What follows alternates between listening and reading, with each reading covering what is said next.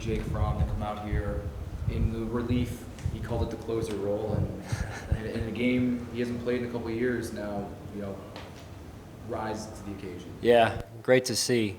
And not only for Jake, we have a number of guys, I'm sure guys around the league too, a number of guys around the league that this is their first game action in, a year and a half or so, give or take. So great to see Jake come out, execute, connect with Speedy on that, and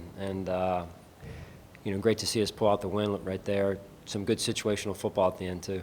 What was your message to him when things, Jake, they weren't going well necessarily the first couple drives, couple sacks and things like that? Your message to him, to especially entering such a pressure situation like that? Well, the thing with Jake is he's been there before. You go back to when Brandon scouted him with his staff and some of the film that I looked at, he's been in big games before in those moments, and he just doesn't seem to be fazed by those moments, and so that's a great sign. To see Greg Rousseau start the way that he did, I think it was a sack on the third play. And he was lined up against another guy who was picked in the top 10, so a pretty intriguing matchup there. What was that like for you to see Greg get off to that start? Yeah, that's what we want to see, right? We want to improve our pass rush. We were very intentional about that this offseason, and so it's good to see, in particular against a guy that was picked high, like I think it was Panay, right on the other side there. So, so I'm anxious to look at the film and see who else showed up in terms of rushing the passer. On the sideline, did it feel like collectively you were getting more pressure than maybe you guys had in the past? I can say on that play, yes. Some of the other ones, I've got to look at the tape again to see. Our D-line coaches know it's never enough, right? They've heard that before. I've worked with Eric for a number of years, and he knows you're always wanting more. So, but it is good to. Against their ones with the group we had out there, I thought some of the guys showed up and did a good job.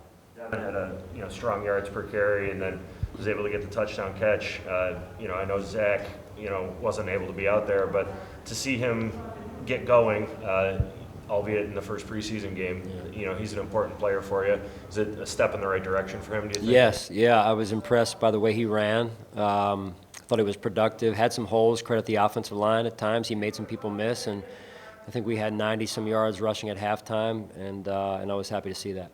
How happy were you to see the veterans? Not that it would surprise you to be so engaged at the end of the game, watching those young guys, everybody pulling, and even Davis said, "Hey, you keep it scoring, trying to win. That's the goal." And to see that from those guys on the sidelines. Yeah, great to see. I mean, these guys they cheer for each other, they pull for each other.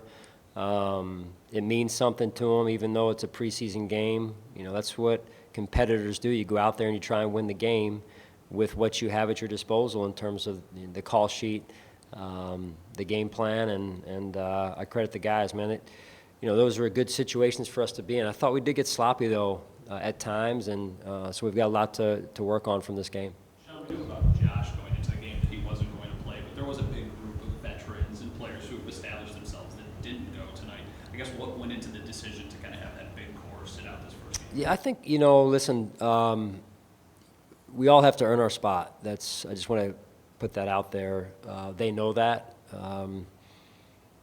Separate of that, but a factor in this decision was that we only have 3 of these games to evaluate players that we don't know as much about. And so just feel like it'd be irresponsible of me and Brandon to, I'll just say me, I won't say Brandon, but for us to not take a good look at the back half of our roster and these young players now with only 2 games left, right? So, and that big cut is coming after that 3rd game, which is now 2 games from now. So I thought we had an opportunity to do that tonight, and I thought some of the guys really showed up and took advantage of the opportunity. For Tyler to get the kind of work that he did, a 50-yard field goal early, and then to have the game kind of resting on him at the end, I mean, that's ideal for a kicker in the preseason, isn't it? Yeah, I couldn't have scripted it any better. I mean, we talked about being able to script things, and when we didn't have preseason games, I mean, those are things we've worked on, but when it's not in a real game, in terms of when we're doing it on our own,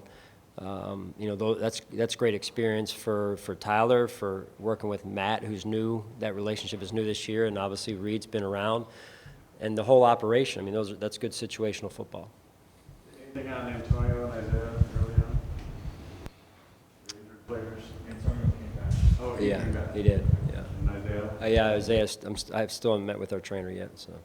And if you have a good problem on your hands down the road with the third quarterback, I mean, you got two good ones there. Yeah, I thought they both played well. Again, great to see both of them have success. They work extremely hard. And so, we're going to continue to try and give them as many reps as we can. I'm not sure if he ended up that way, but at one point late, Tommy Sweeney was the leading receiver. For everything he went through last year, to see him come out there and have that game, what did that mean for you? Awesome. Tommy's a very resilient young man, and I think that his teammates have seen that over the course of a year. I mean, again, now that you mentioned it, Sal, and what Jake, I know it's been mentioned before, but what Jake went through last year, I don't think a lot of people understand what type of role he had, right, where he had to be separate of the team, to come out here in this first game like Tommy and have success. It just goes to show you, man, that there's a lot of good comes when you work hard and keep your head down and you stay resilient. Afie Obata ended the game with a sack. Earlier in the game, he was called for roughing the passer, and you kind of pulled him aside on the sidelines. What was your message to him? Yeah, I just said, hey, stay aggressive, and reset. We talk about the mental part of the game. It's very easy there to get carried away with what just happened and how it may have impacted the game in a negative way. So mentally, you've got to reset. That's what your teammates need from you, is to get back mentally and then get yourself ready for the next play.